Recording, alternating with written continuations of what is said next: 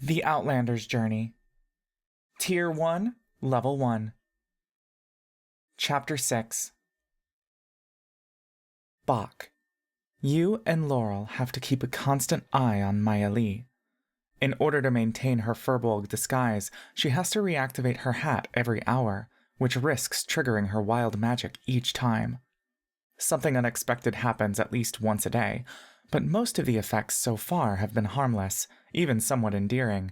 Grease pooling at her feet, causing all of you to slip and fall. Faint, melodic music emanating from her ears. Her body suddenly floating into the air. The fire incident has been, thus far, the worst effect she's unintentionally caused. You've been managing your own hunger and exhaustion a little better than Laurel, who leans against you for support. You offer to carry him, but he always refuses, which only exacerbates your guilt. The entire reason you've made it this far is because of him. You don't know how you'll ever repay him. Every night, you see him in your dreams, a mangled, skeletal corpse leaking blood out of his mouth and staring back at you through empty eye sockets. You, an overgrown, hairy, rampaging beast towering over him. And when you awaken, you find him sleeping next to you, breathing peacefully. The three of you continue down the road for many more days before finally reaching the edge of the forest. Late in the afternoon, squinting through the sunlight and peering beyond the trees, you find a vast landscape of golden fields, and you recognize this view. You've lived in a place like this. Papa, often far in the distance, herding the bison and guiding their migrations. You running through the tall and endless grasses, waving a stick over your head so Papa could still see where you were. Occasionally, you'd wade into a field of sunflowers. When you became of age, you were supposed to become a herder, like Papa. You breathe in the dry air, reminiscent of home. You're getting closer, but you don't see any of your bison friends. "The Aarakocra told us to keep following the trees, right?" says Maya Lee, pointing up. Laurel nods. We turn right and stay close to the forest line where it's safer, but that also means we go off-road. He lifts your backpack from the bottom, weighing it. We have a couple days of food left. If we stretch it, then maybe we have 5 days. "What do we do after that?" you ask. Laurel touches his hand to his chin. "Do you two know what kind of animals are out there?" Maya Lee shakes her head. "I've never gone west of the forest before." "What about you, Bach?" "Bison," you say. "Rabbits, prairie dogs, gophers, pronghorns, wolves, coyotes." Laurel nods. "We might not be able to hunt bison, but rabbits seem like a viable food option. I've never hunted before, though." Maya Lee raises her hand. "I have. I can do it." "Hunt? They want to go hunting?" "What about ground nuts?" you say. "Sometimes Mama tells me to dig for prairie turnips, too, and sunflowers." "I don't think we can sustain ourselves on seeds and nuts alone. Our other option is to fish if there are any rivers and streams." "But," you say, "we have to eat animals?" Laurel gazes back at you with a look of confusion. "Well, we need some kind of meat." "But I don't eat meat. I don't want to kill the animals." Realization comes to Maya Lee's face. "Is that why you don't eat the dried meats?" "Bach, you don't eat any meat?" asks Laurel. You nod. "Papa says eating animals should only happen when we don't have anything else. It's bad to hurt them when they can live a long, happy life. Sometimes, if we can help it, we don't eat plants, too." Maya Lee and Laurel glance at each other. "What do you eat, then?" asks Laurel. "Mama's magic berries." "Like the Aarakocra's berries?" says Maya Lee. You nod.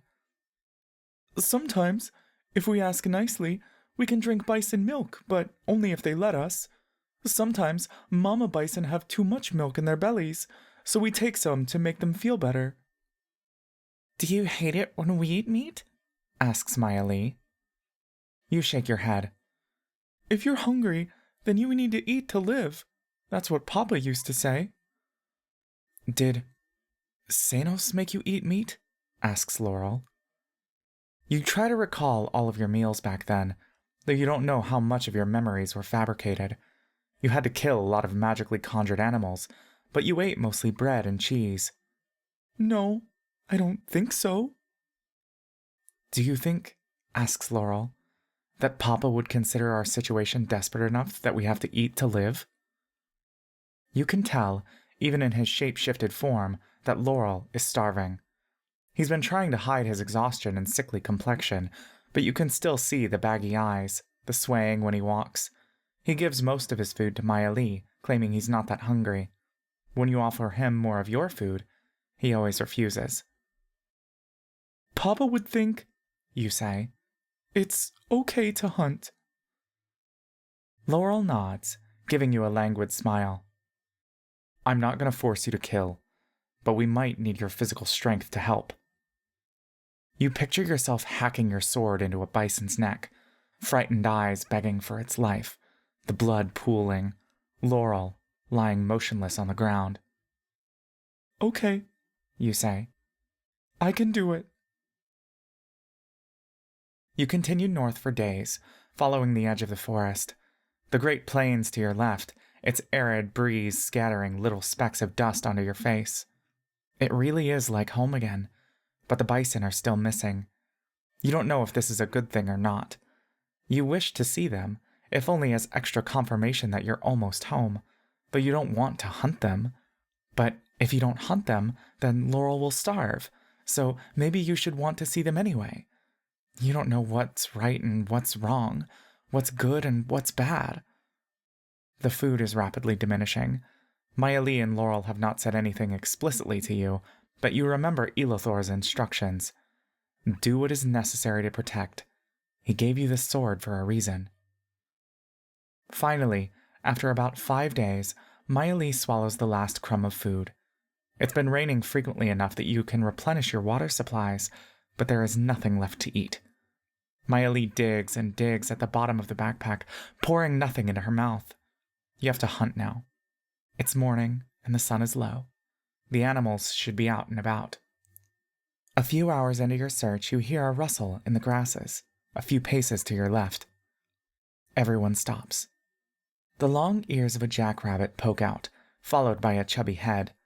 Black eyes scan the horizon, and a twitching little nose sniffs the air. You freeze in place. How do you even hunt an animal so agile? In your trainings with Mr. Senos, you were never the one who initiated the fights. But as you're lost in your own thoughts, Maya Lee crouches down low, licking her lips.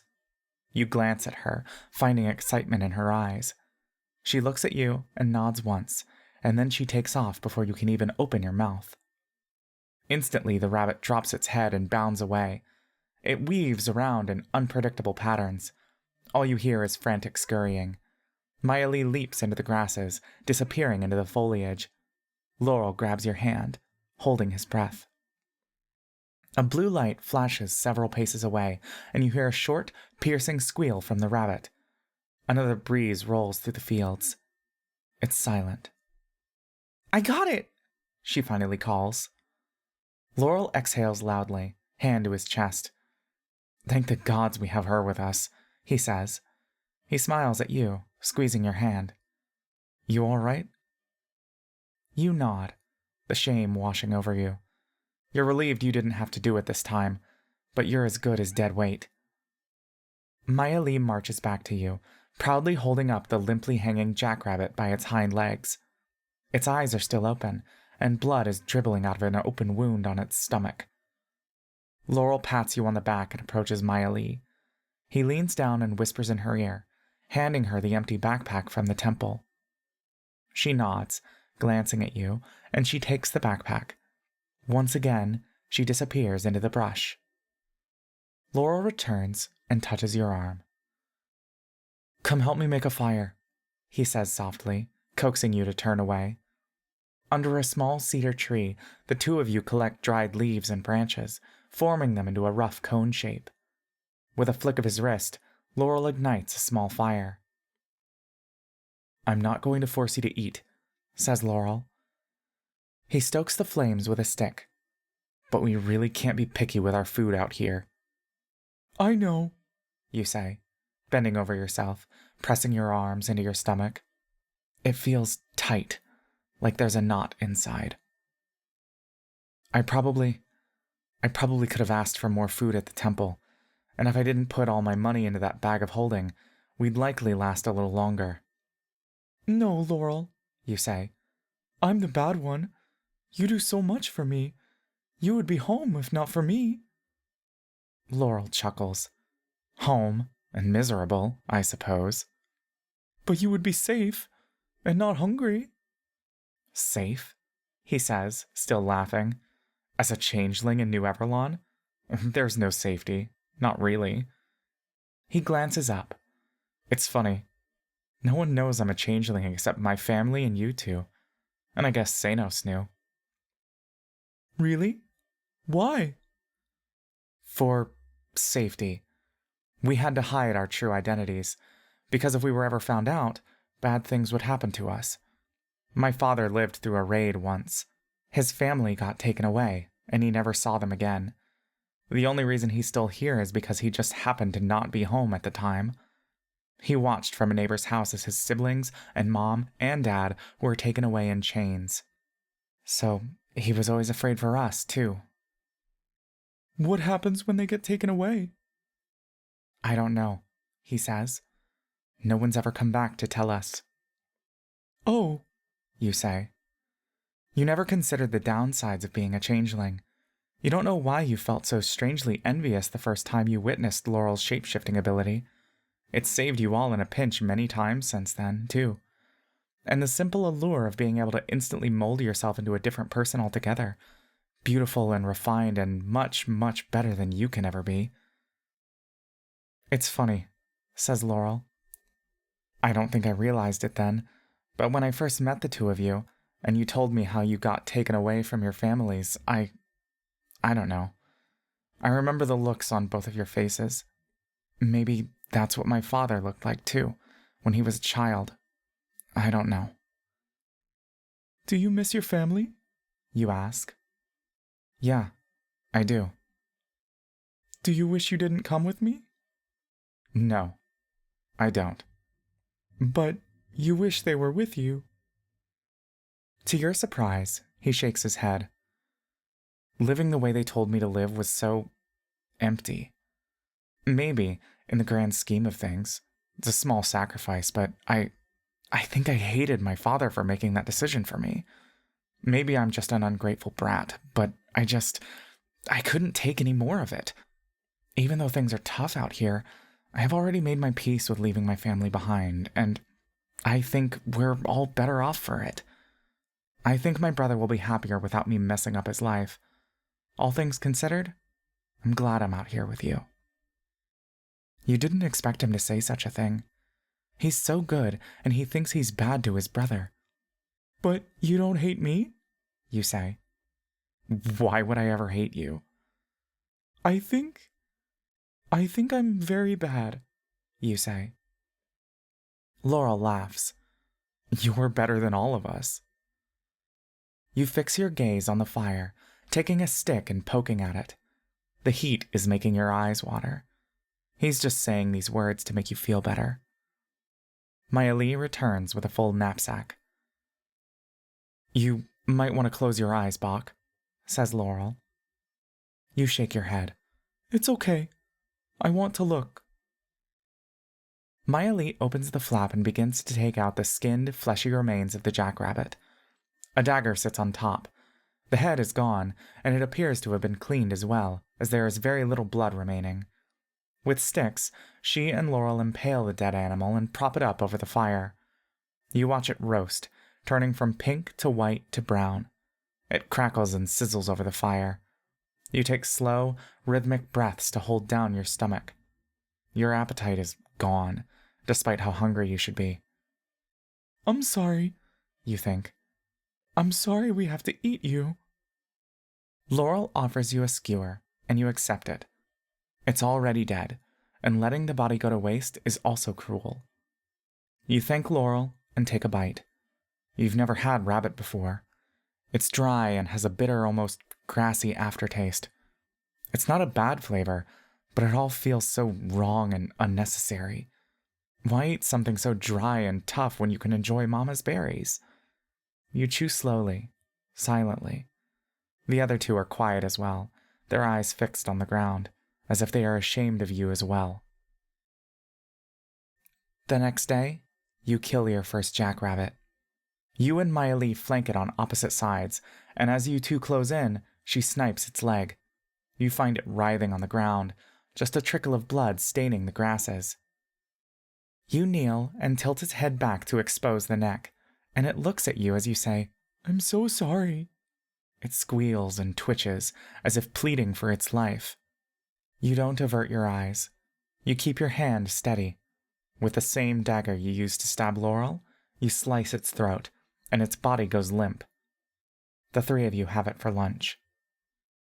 For the next couple of days, the task of hunting goes back and forth between you and Maya Lee, depending on who is the first to land the killing blow. For the most part, you've been eating rabbits, with a single prairie dog falling in the mix on a particularly slow afternoon. After a while, they taste like nothing, but with a fed belly, you can't help but feel relief. On good days, Laurel is able to walk steadily without leaning on you. Your own morale is heavily dependent on his vitality. When he has extra energy to spare, he tells you fun children's stories. Your favorites are about the traveler's mischievous misadventures. But beyond that, just knowing Laurel will survive another day fills you with a kind of joy you didn't know you had, and you realize you would sacrifice all the rabbits in the world to see him healthy. Despite the principles that Papa taught you, you discover that, deep down, some lives are more valuable to you than others, and despite how little you desire to eat these animals for your own sake, your body has so clearly expressed the opposite. With every last morsel of skin and muscle and tendon and cartilage and bone that you've managed to swallow, your stomach has churned away, efficiently and greedily, transforming the life of another being into life energy for you. In these weeks of travel, your arms and legs have hardened into toned, sturdy strength. Strength for Laurel, and strength for Maya Lee, and strength for one more step forward. On days without food, everyone is silent, and the further north you are, the longer you go without spotting a single animal. The air is growing frigid, and the rain comes down more frequently. Not long ago, you dreaded seeing a rabbit nearby, but now you'll give anything to find one. Just like that, everything can take a turn for the worst. 3 days go by without a meal, and all you can do is watch Maya Lee and Laurel languish away. It's like a little breeze can break them in twain. The backpacks you've been carrying have never felt so heavy before. Your stomach is too tired to even rumble anymore. Your throat is dry, and you are seeing double of everything. Laurel falls to his knees, heaving jagged, uneven breaths. Maya Lee collapses next to him, rooting out handfuls of grasses and gnawing on them. "I just need a little rest," says Laurel. "Do we have any water?" You kneel next to him, cupping a hand under his chin as you pour rainwater out of your water skin and into his mouth. It's like you're feeding a baby bird. "What do we do?" asks Maya Lee hoarsely. She sits up and drinks from her water skin as well. "It's fine," says Laurel, wiping his mouth. "We just need one animal. There will be one sooner or later." He smiles at you, patting your arm. He lies back, hands resting on his chest. He yawns. "Let's just take a quick nap." He closes his eyes and dozes off. The act reminds you of all those hungry, lonely hours in the basement, waiting for Mr. Sanos to come back, and with nothing else to do, you would sleep. Maya Lee crawls over and curls up next to him, shutting her eyes. You set your things down, and you lie next to him. You're so tired. The ground is cold and hard and rough, but you're used to it now. You begin to drift off, the winds carrying you into the sky where you can fly with migrating geese. But before you take off, you are jolted by the sight of a bleeding, dead Laurel on the ground. Your eyes pop open. You're back in the grasses. You sit up and pull your knees to your chin. Next to you is Laurel. You stare at him, his chest rising and falling erratically. If he dies, it's your fault. A little drool leaks out the side of his mouth. If you lose either of them, you'll have nothing. You watch both of them sleep. You keep nodding off, but you force your eyes open. You drape blankets over them as chilled winds keep blowing. Dark clouds are forming in the distance. Just as you start to wonder if all the animals have left this region, you hear a rustle. Your senses, you realize, have sharpened since you began to hunt. Sight and smell and hearing as keen as that of a true predator. You are now a predator. Antlers poke out of the grasses. The head of a deer is looking around. "Food!" you cry, and it dawns on you that you no longer see the deer as a living being. Maya Lee's eyes open, and she kicks off the blankets without hesitation, rolling onto her belly as if she's been awake this whole time. She mutters under her breath, casting a spell on herself. You two crouch low. Laurel yawns and rubs his eyes, but he quickly stills himself as he notices the animal as well. His eyes instantly focus on the deer. "Good spotting," you hear him say to you telepathically. "If you catch it, he'll live another day. Maybe more." The deer is scanning the horizon, clearly alerted to something. You notice its neck is striped, its snout short. It's a pronghorn. Laurel puts a finger to his lips.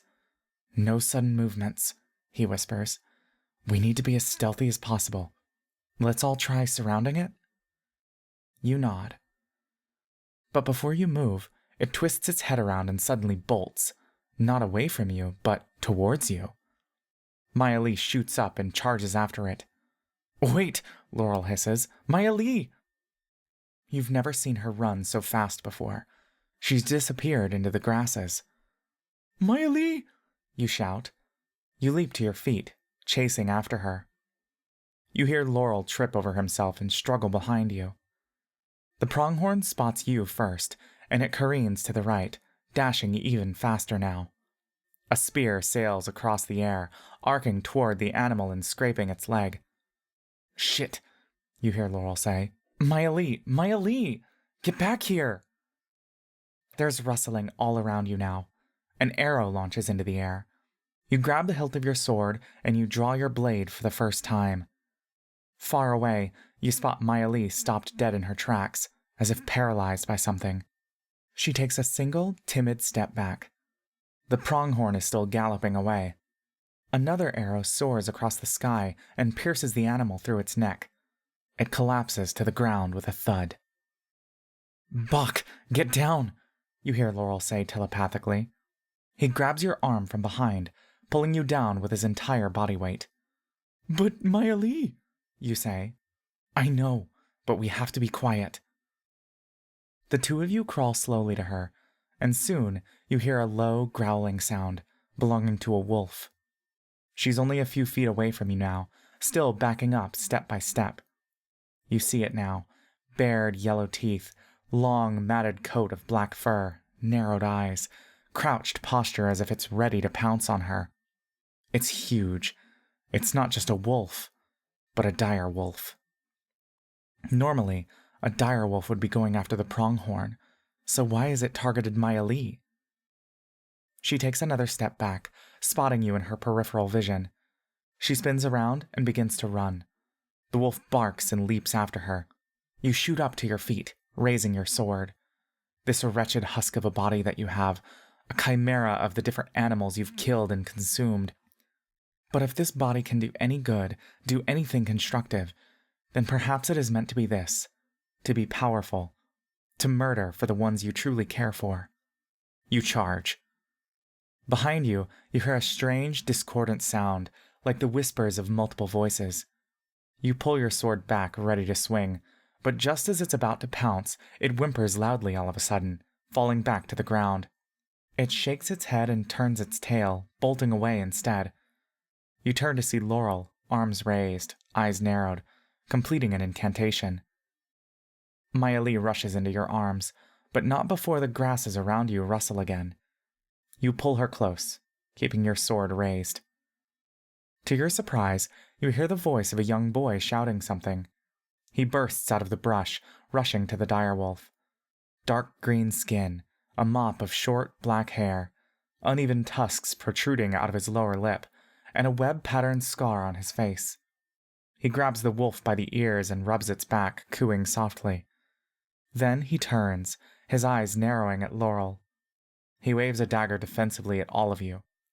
He appears to be wearing hide armor made of bison fur, covering his torso, arms, and legs. You realize you're seeing an orc for the first time. From the grasses, several more stand, all of them adults, some holding spears and axes, and some pointing a bow and arrow at you. The three of you are surrounded. The boy shouts again, in a guttural language that you don't understand. "I'm so sorry," says Laurel to the boy and Sylvan. "I didn't know. I thought there was a wild animal attacking my sister." The orcs share looks with each other. It's clear they understand some Sylvan. The wolf is still whimpering and pawing at its own head, leaning against the young boy. Then it peers over at you and bares its teeth and snarls. You very slowly drop your sword. You can hear the orcs behind you murmuring, weapons clinking. You stare directly into the eyes of the direwolf. "Are you all right?" you ask. You interpose yourself between Maya Lee and the wolf. The wolf's ears perk up, and it halts its growling. Its fangs are still bared, but it looks more perplexed than hostile now. The boy also seems confused, and he lowers his dagger, eyes now fixed on you with a hesitant curiosity. You take one step forward, letting go of Maya Lee. You lower yourself before the direwolf. "We are sorry. We are friends." Are animals still your friends at this point, after all you've done? You take another step closer to the wolf. The orc boy is gripping the wolf's fur.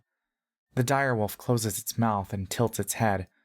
Its tail, as if unable to control itself, begins to wag. "Please," says Laurel. "We didn't know. We are just trying to go home. We promise to stay out of your way." "Home?" you hear from an orc behind you, in a hoarse and heavily accented Sylvan. "Where home?" You turn to see one of them approaching. A young man with long, braided hair and larger, chipped tusks. He is holding a spear, but it is not pointed at you anymore. Laurel slowly rotates around and points at the woodlands. "We are from the northern part of the forest." A woman, standing next to the young man, speaks up. "Furbolgs?" She is big-boned with full muscular arms and broad shoulders. Her voice is deep and assured. "Yes," says Laurel. "Why you here?" asks the woman. She seems to speak a bit more fluently than the young man who just spoke. "We were abducted many years ago," says Laurel. "We escaped, and we are trying to go back home." "Abducted?"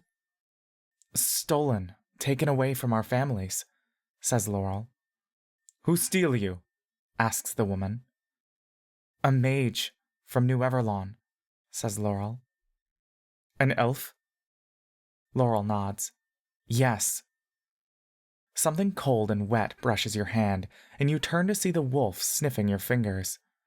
You reach out and scratch behind its ears. It seems to like this, and soon it is leaning its entire body against you. The young boy follows behind, still hesitant, and stands next to the wolf in a protective manner, but his dagger has been stowed. He's scrawny compared to the others. "The elves only know steal and take," says the woman. She approaches Laurel. "You are friends?" Laurel glances at you. "Yes, we are not your enemies." From the distance, 2 more orcs are coming this way, carrying the dead deer over their shoulders, the arrow still sticking out of its neck. "You are hungry?"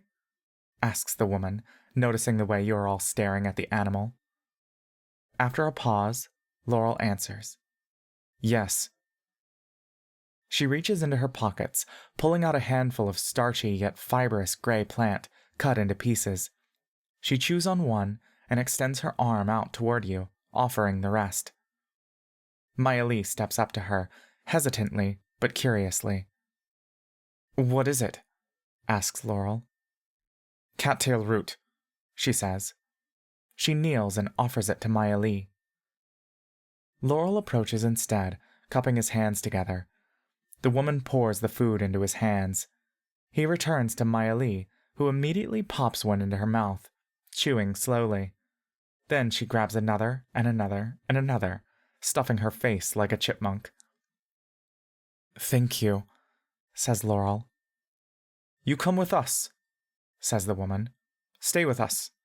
We give food and sleep." "Oh, no," says Laurel, waving his hands. "We don't want to impose."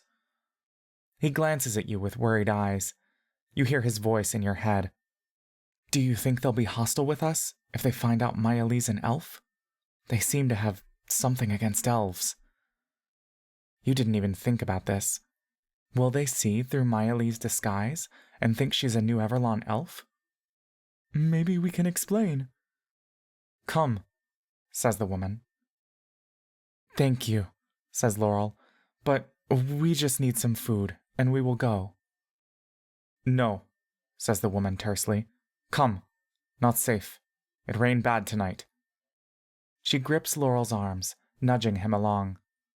You shake your head. "We can keep going. Rain is no problem for us." "No," says the woman. "Tonight, rain bad."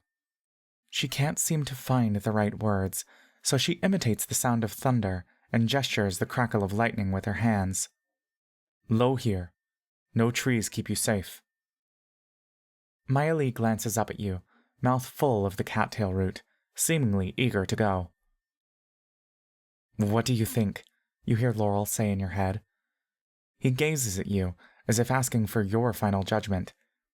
You glance at the direwolf, who's come around to sniff your crotch. All of the orcs are watching you with more inquisitiveness than hostility.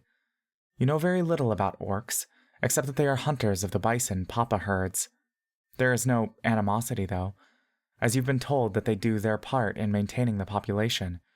You often hear stories of brave orcs defending the plains from horrors beyond. You nod at Laurel. "All right," says Laurel to the woman. "Thank you for your hospitality." The woman nods. Laurel pats Maya Lee's head. "It's all right," he telegraphs to you. "If anything happens, we run. We're good at that." You nod. You must become their protector. The skills Mr. Sanos trained out of you can finally be put to use, can mean something good. "We stay close,"